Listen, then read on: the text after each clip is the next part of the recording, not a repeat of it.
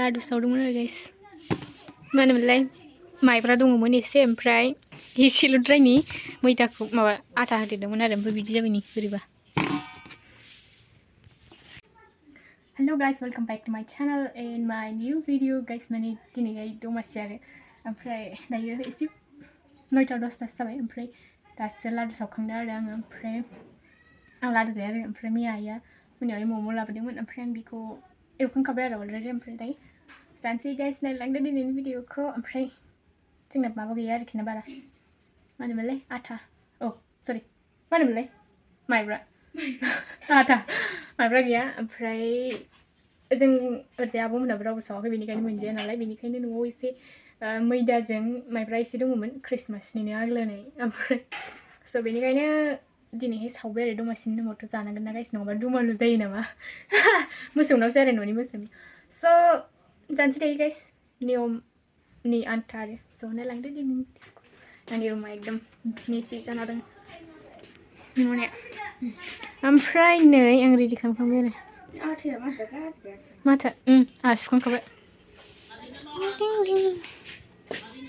नालाय एम्फौ सिमुसो जाना दं खानाया स' इगनर इट गाइस मानो होनबाथाय जाखायो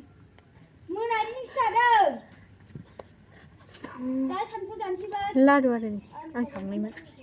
बिराद गाज्रि खारदों साबो आरो मा एंगोलजों मम' नुयोसोबो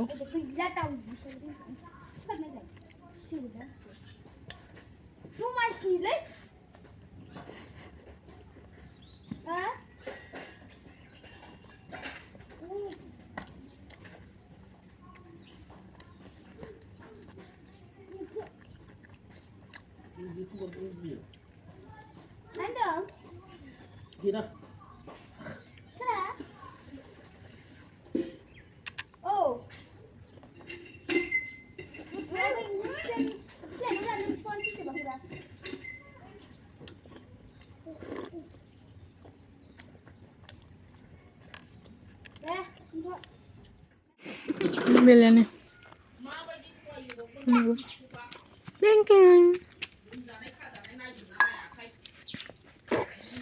खमलाखौ गारगुलायबावबाय आं गारदोंना थाव होदों थाव होफिननानै एवबायना नङाबा बिदिखौ आं जाना रायजालागासिनो बेलाया मुथु मोखां सुगार जादों नै केमेराया एसे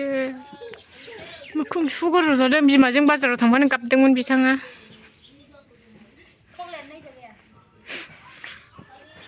आयौ नायजोबबाय The next day सावखांबाय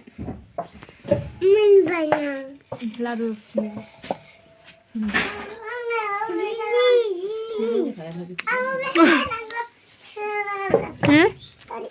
आदै आथिङाव गोलैसिनबाय दा नै सावखांबाय दासो गाइस